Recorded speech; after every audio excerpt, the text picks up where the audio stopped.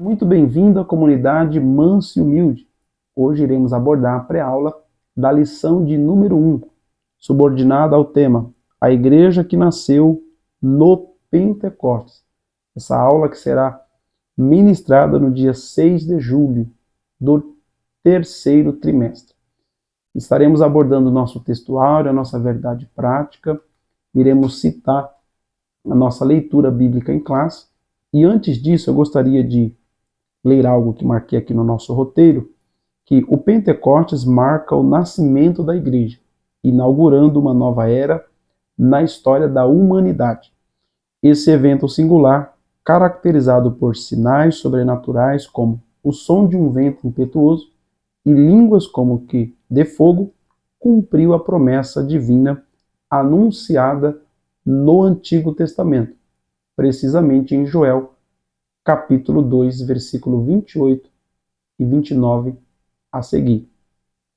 Nesta lição, exploraremos o significado desse acontecimento, destacando sua importância escatológica e cristocêntrica.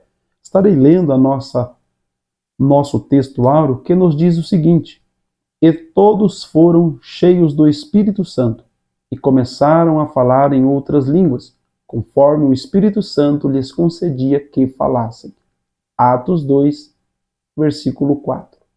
Nossa leitura bíblica em classe está no capítulo 2 de Atos dos Apóstolos, versículos 1 a 14, mas eu recomendo você ler o capítulo inteiro. A nossa verdade prática nos diz: a igreja nasce no Pentecostes, capacitada pelo Espírito para cumprir sua missão. Sinalize aí ou coloque aí um marca-texto na expressão nascer, ou seja, nascedouro. Isso fala de origem, tá bom? Nossa verdade prática diz: a igreja nasce no Pentecostes. Prosseguindo, eu gostaria de abordar o nosso textuário. O nosso textuário, ele conclui que o evento foi sobrenatural e visível. Segundo, o falar em línguas envolvia idiomas reais e reconhecidos pelas nações presentes. Ao todo ali, haviam 17 nações que ouviram os discípulos, mediante o derramamento do Espírito, ouviram os discípulos falar nas línguas em que eles haviam nascido. Então isso levou eles a ficarem espantados e suspensos e se perguntando o que significava aquilo. Terceiro, a ação central foi do Espírito e não dos homens. A Bíblia diz: e cumprindo-se o dia de Pentecostes, todos estavam no mesmo lugar, quando de repente um vento veemente e impetuoso encheu a casa em que estavam assentados. Vamos abordar esse vento nesse aspecto aí veemente e impetuoso, e também as línguas repartidas como que de fogo, mostrando que foi uma ação do Espírito e não do homem. Quarto, a experiência foi inclusiva e missional, antecipando o alcance do Evangelho a todas as nações. Além disso, que é o nosso textuário, eu gostaria de dizer aos irmãos e ler algo que coloquei no nosso roteiro, que o derramamento do Espírito Santo, ou o batismo com o Espírito Santo, como iremos ver ali nos tópicos a seguir, pois vamos abordar os 3 tópicos e os subtópicos das nossas lições, atingindo os objetivos mediante a explanação da lição.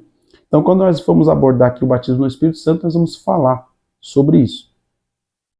Continuando, conforme relatado em Atos 2, constitui um marco na superação de diversas barreiras socioculturais. Então, a promessa profética registrada em Joel, no capítulo 2, e reiterada por Pedro no Pentecostes, ela revela a universalidade da ação do Espírito ao romper preconceitos historicamente arraigados. Eu estarei citando 4 preconceitos que estavam historicamente arraigados. O primeiro, que nós conseguimos identificá-lo, o preconceito racial, mediante a expressão toda a carne. Esse preconceito foi derrubado. O segundo, o preconceito de sexo, ou seja, ao incluir filhos e filhas, não é somente homens, mas mulheres também vão receber o Espírito Santo, vão ter parte na plenitude do Espírito. Terceiro preconceito que é derrubado, o preconceito etário envolvendo velhos e jovens. E o quarto, o preconceito social abrangendo servos e servas. Concluímos que o Espírito Santo é para todos aqueles que abraçam a Jesus Cristo como seu único e suficiente Salvador, não tendo aí nenhum tipo de barreira como havia anteriormente. Bom, prosseguindo, eu gostaria de citar aqui de forma complementar um historiador pentecostal norte-americano, William Menzies. Ele identifica 8 características fundamentais que definiram o movimento pentecostal desde o seu surgimento. Vamos conhecê-los? O primeiro é a ênfase no enchimento com o Espírito Santo. O movimento pentecostal enfatizou e continua enfatizando muito isso. Segundo, o forte compromisso com o evangelismo e as missões. Terceiro, uma fé inabalável na atuação divina. Quarto, uma constante expectativa espiritual. Quinta, a experiência da realidade do sobrenatural. Sexta, a prática de uma adoração vibrante. E sétima, uma comunhão cristã profundamente enriquecedora. E a oitava característica que ele cita é a submissão à autoridade suprema das Escrituras. Ser pentecostal é crer nessas características. Indo para a nossa verdade prática, que diz: a igreja nasce no Pentecostes, capacitada pelo Espírito para cumprir sua missão. Duas questões fundamentais aqui merecem a nossa atenção. A primeira é concernente à natureza da igreja, que é justamente o primeiro tópico que iremos abordar. E o segundo aspecto que merece a nossa atenção é em que momento a igreja teve o seu início histórico. Então vamos abordar essas duas questões. Eu gostaria de trazer para vocês uma definição de igreja, do teólogo Craig Allison, que eu creio ser uma das melhores definições do que é igreja. Estarei lendo para vocês. A igreja é o povo de Deus, salvo por meio do arrependimento e da fé em Jesus Cristo, e que foi incorporado a seu corpo por meio do Espírito Santo. Ela consiste em 2 elementos interrelacionados: a Igreja Universal, que é a comunhão de todos os cristãos, que se estende desde o dia de Pentecoste até a segunda vinda e abrange tanto os crentes falecidos que já estão no céu, quanto os crentes vivos de todo o tempo. Aqui, a Igreja triunfante e militante. Essa Igreja Universal se manifesta em igrejas locais, caracterizadas por sua natureza doxológica, logocêntrica, pneumodinâmica, pactual, confessional, missional e espaço-temporal escatológica. Igrejas locais são lideradas por pastores, também chamados presbíteros, e servidas por diáconos, têm e buscam pureza e unidade, praticam a disciplina e celebram as ordenanças do batismo e da ceia do Senhor. Eu fiquei maravilhado com essa bela definição do que é igreja. Indo agora para o segundo aspecto que merece a nossa atenção, está justamente na questão da origem da igreja. Então, essa pergunta ela tem sido amplamente debatida, tá, nos círculos acadêmicos, pois alguns vão defender, vão pegar uma abordagem mais extensiva, alguns vão entender que o início ou a origem histórica da igreja é desde a promessa de Gênesis 3:15, tá, quando Deus prometeu que do ventre da mulher nasceria um que esmagaria a cabeça da serpente. Então eles acreditam que o início da origem histórica da igreja seria ali desde Adão. Outros vão tomar e vão situar o início da igreja no contexto veterotestamentário, especialmente nos relacionamentos pactuais estabelecidos entre Deus e os patriarcas, bom, prolongando-se até o período mosaico. Por outro lado, muitos estudiosos sustentam uma origem neotestamentária para a igreja, embora haja divergência quanto ao exato momento em que se deu essa fundação. Pois para alguns, a igreja teve início com o ministério público de Jesus e o chamamento dos apóstolos. Então, alguns vão dizer que quando Jesus inicia o seu ministério, após o seu batismo, e comissiona os seus apóstolos, ali está a origem da igreja.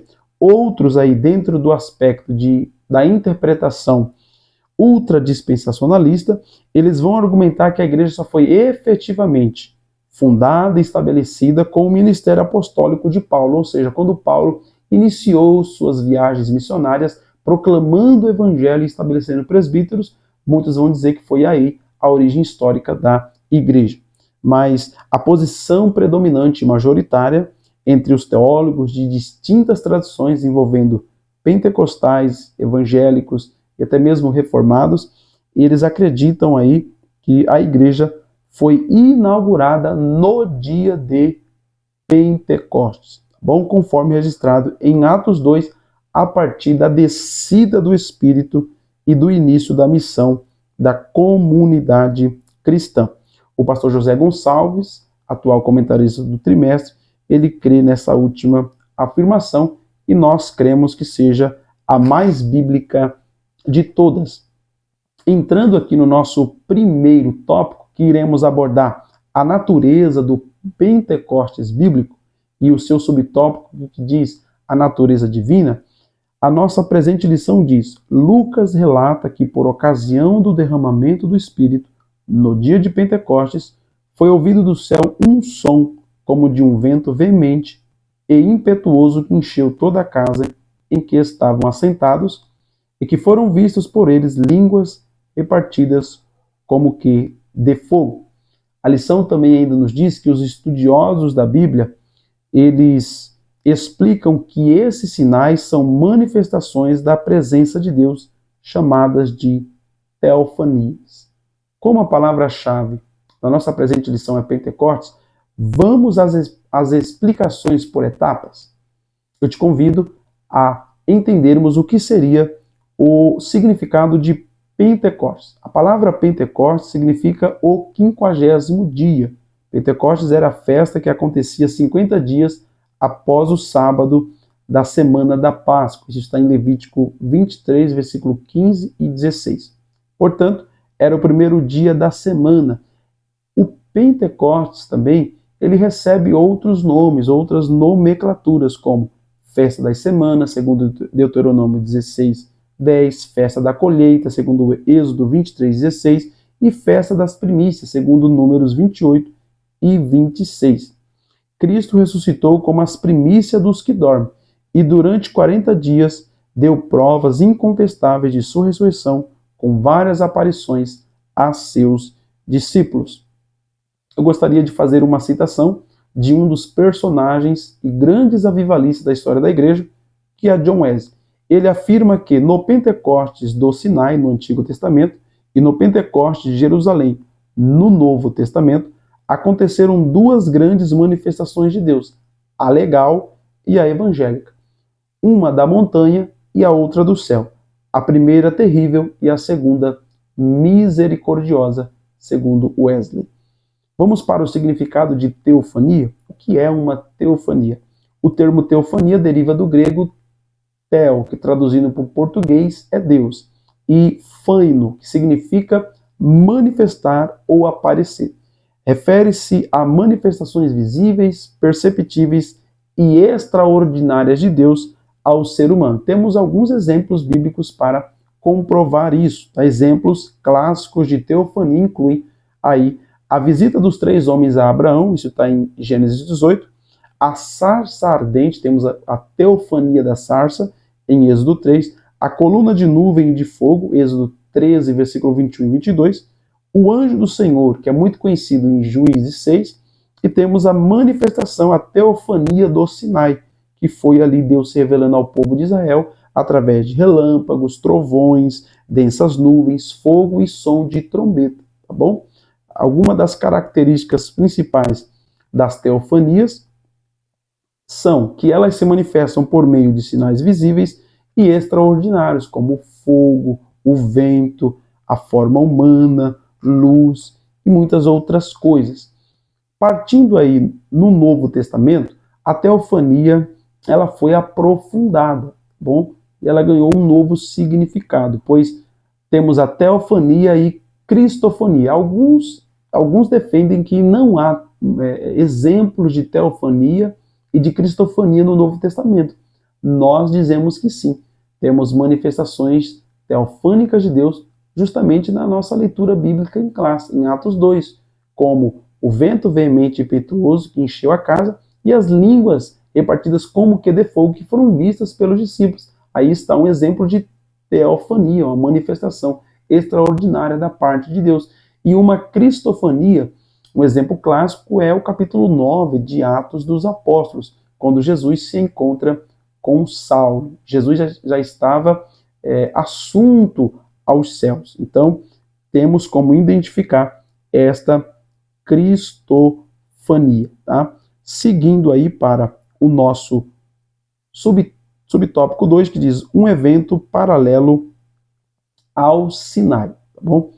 Aí a nossa lição diz, assim como no Sinai, onde a presença de Deus se tornou real, como uma das experiências mais marcantes na história do antigo povo de Deus, de uma forma muito mais gloriosa e profunda, o Pentecostes marcou o encontro do Espírito de Deus com a Igreja. Pois aqui nesse tópico abordamos o seguinte: para os judeus, a festa do Pentecostes ela estava associada à celebração da entrega da lei no Sinai e à gratidão pela colheita dos primeiros frutos da terra. Já citamos, mas você pode ler Levítico 23, versículos 15 a 21. No entanto, para os cristãos, esse mesmo evento adquiriu novo significado teológico ao se tornar o marco da doação do Espírito Santo em Jerusalém, conforme registrado em Atos 2. Aqui há um paralelo. E no livro de apoio, o pastor José Gonçalves, ele traz ali uma citação do comentarista, do pastor e teólogo Alessandro Barreto, que escreveu uma obra chamada Proto-Pentecostes, Ações do Espírito Santo no Antigo Testamento, ou ao longo de toda a Bíblia, pois ele vai abordar o Novo Testamento também. Então aqui o comentarista faz um paralelo entre o Sinai e o Pentecostes.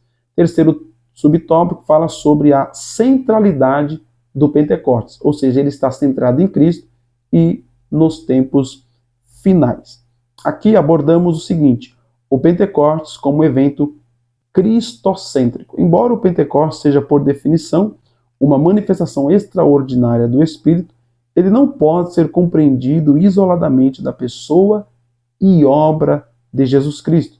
Quando Pedro prega em Atos 2, ele deixa claro que o derramamento do Espírito está diretamente vinculado à morte, ressurreição e à exaltação de Cristo. Pois ele diz: Deus ressuscitou este Jesus e disso todos nós somos testemunhas. Exaltado, pois, à destra de Deus, tendo recebido do Pai a promessa do Espírito Santo, derramou isto que vocês estão vendo e ouvindo. Atos 2, versículo 32 e 33. Não existe Pentecostes que não fale da cruz de Cristo, que não fale da ressurreição de Cristo e da exaltação de Cristo. Pentecostes que não fala da cruz de Jesus, da ressurreição de Jesus e também da sua exaltação aos céus, não é um Pentecostes legítimo, não é um Pentecostes bíblico, pois nós focamos muito no ato de falar em línguas e esquecemos um dos propósitos do Pentecostes, que vamos abordar no tópico 2, que é justamente promover a verdadeira adoração. Temos aqui o Pentecostes como sinal escatológico. Pedro, quando emprega a expressão nos últimos dias, em Atos 2,17, o que ele está fazendo? Ele está conferindo ao Pentecostes uma natureza escatológica, ou seja, sob influência do Espírito, ele interpreta o evento como o início do cumprimento das promessas finais de Deus. Bom, vamos agora para o tópico 2, onde abordaremos o propósito do Pentecostes bíblico, que é justamente promover a verdadeira adoração. Aquelas 17 nações, eles ouviram os discípulos falar nas línguas em que eles haviam sido nascidos, ou seja, da sua pátria, eles estavam distantes de Jerusalém, e eles ouviram, eles conheceram, por isso que eles ficaram perplexos. E o que eles ouviram os discípulos falar? O texto de Atos diz que eles ouviram os discípulos falar das grandezas de Deus. Então, o verdadeiro Pentecostes, ou um dos propósitos do Pentecostes bíblico, é promover a verdadeira adoração. Pentecostes que só fica falando de línguas, e nós não somos contra as línguas, que não fala da cruz, que só fica falando do eu, do homem, que só fica falando coisa com coisa, isso não promove a verdadeira adoração e não cumpre um dos principais propósitos do Pentecostes bíblico, que é justamente a verdadeira adoração sendo promovida. O segundo propósito é o poder para testemunhar, se tornar uma testemunha de Jesus, cumprindo aí a ideia central de Atos, capítulo 1 e 8, quando Jesus disse que eles seriam testemunhas em Jerusalém, Judéia, Samaria, até os confins da terra, pois não eram para eles se preocuparem com os tempos e as estações, mas se preocuparem com o recebimento de poder que haveria de vir. O nosso terceiro subtópico, e aqui nós vamos abordar as características do Pentecostes bíblico, conforme está elucidado no nosso terceiro tópico da presente lição. Aqui nós comentamos, o subtópico 1 diz, uma experiência específica. A nossa lição diz, em Atos dos Apóstolos, o derramamento do Espírito no dia de Pentecostes é mostrado como o batismo no Espírito Santo dos crentes, conforme o próprio Jesus disse em Atos capítulo 1, versículos 5 e 8. Naquele dia, o Senhor Jesus batizou quase 120 pessoas no Espírito Santo. Essas pessoas já eram regeneradas, isto é, salvas. Jesus já havia dito que elas já estavam limpas pela palavra, segundo João 15, 3, e que seus nomes estavam arrolados nos céus, Lucas 10 e 20. Eram, portanto, crentes. Aqui fazemos uma diferenciação. Há duas coisas que são distintas. Batismo com o Espírito Santo é uma coisa, e o ato da regeneração, ou seja, o novo nascimento que Jesus falou para Nicodemos, é outra coisa. Bom, o novo nascimento e o batismo com o Espírito Santo são coisas distintas. Bom, prosseguindo. A fraseologia batismo no Espírito Santo provém das citações análogas, cheias do Espírito Santo, Atos 2, versículo 4, capítulo 4, versículo 8, receberam o Espírito Santo, em Atos 8, versículo 17, caiu sobre eles o Espírito Santo, segundo Atos 10 e 44, Atos 11 e 15, e veio sobre eles o Espírito Santo, Atos 19, versículo 6. Prosseguindo, o que é o batismo no Espírito Santo? É justamente a externalização de uma experiência reconhecível, audível e visível, sendo uma experiência subsequente à salvação e completamente diferente do ato da regeneração ou do novo nascimento. Bom, o batismo com o Espírito Santo não se trata de um modismo religioso, mas do cumprimento de uma promessa feita pelo Pai. Bom, segundo Joel 2 e 28 e Atos 1 e 4. Ratificada pelo Filho em Mateus 3 e 11 e manifestada pelo Espírito Santo, o Consolador prometido. Prosseguindo, subtópico 2 diz, uma experiência definida e contínua. O que podemos comentar aqui é que justamente, e gostaríamos aqui de fazer uma breve citação da própria lição, é que a lição diz, como resultado do enchimento do Espírito Santo, os crentes começaram a falar em outras línguas conforme o Espírito Santo lhes concedia que falassem. A Escritura é clara em mostrar que a evidência inicial do batismo pentecostal foi os crentes falarem em outras línguas. Tá bom? Segundo Stamps, ele diz que o falar em outras línguas como sinal do batismo no Espírito é uma expressão verbal inspirada mediante a qual o Espírito do crente e o Espírito Santo se unem no louvor ou profecia em uma língua nunca aprendida. Então podemos pontuar isso nesse subtópico. O subtópico 3 vai falar sobre as línguas e o amor. A lição diz: a evidência física inicial ou sinal do batismo no Espírito Santo foi o falar em outras línguas. Não foi uma grande alegria ou um amor afetuoso que evidenciaram o batismo no Espírito Santo. Aqui faço uma referência de um teólogo que, para mim, hoje, falando aqui hoje em território nacional, o teólogo Gutierrez Fernandes Siqueira é uma das referências, assim, com uma importância sem igual para falar sobre teologia pentecostal. Olha o que ele nos diz. Segundo ele, um dos pontos mais controvertidos na doutrina do batismo no Espírito Santo refere-se à problemática de sua evidência. É isso mesmo. Há uma problemática aí dentro do círculo teológico pentecostal concernente qual é a evidência do batismo com o Espírito Santo.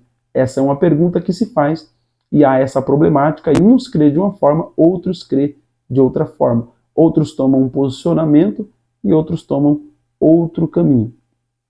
Prosseguindo aí, esse assunto tem dividido até mesmo os teólogos pentecostais clássicos. Vamos citar um exemplo da história da igreja ou do movimento pentecostal? O próprio William Joseph Seymour, aquele que liderou o movimento de avivamento da Rua Azusa, ele defendia que as línguas não eram a única evidência física do batismo no Espírito Santo, mas também que outras manifestações poderiam ser encaradas como essa evidência. Ele particularmente cria, se você ler aquele livro da editora Carisma, a biografia de William Joseph Seymour, ou Evidência Inicial, da própria editora, da mesma editora também, vai dizer que William Joseph Seymour acreditava que o fruto do Espírito, ou seja, o amor, poderia se manifestar primeiramente do que o ato de falar em outras línguas. Então, há essa divergência aí até mesmo dentro do movimento pentecostal. Por que o comentarista diz que não é uma alegria ou a demonstração de um amor afetuoso? Porque há quem afirme que a evidência do batismo com o Espírito Santo não precisa ser as línguas estranhas, mas pode ser uma alegria, ou alegria, amor, maior compreensão da palavra de Deus, maior zelo para ganhar almas para Jesus e etc. É evidente que nenhuma das outras evidências acima mencionadas teria dado aos discípulos plena certeza de que haviam recebido o batismo com o Espírito Santo. Vejamos. Alegria não teria sido uma evidência convincente, pois muitas vezes antes já haviam sentido grande alegria, conforme Lucas 10 e 17. Os discípulos já haviam experimentado alegria anteriormente ao recebimento do derramamento do Espírito Santo. O amor também não teria sido uma evidência muito convincente, pois antes do Pentecostes haviam experimentado e demonstrado amor. Terceiro, maior compreensão da palavra de Deus. Aqui dentro do amor, podemos citar Mateus 26, 35 e Romanos 5 e 5. Maior compreensão da palavra de Deus.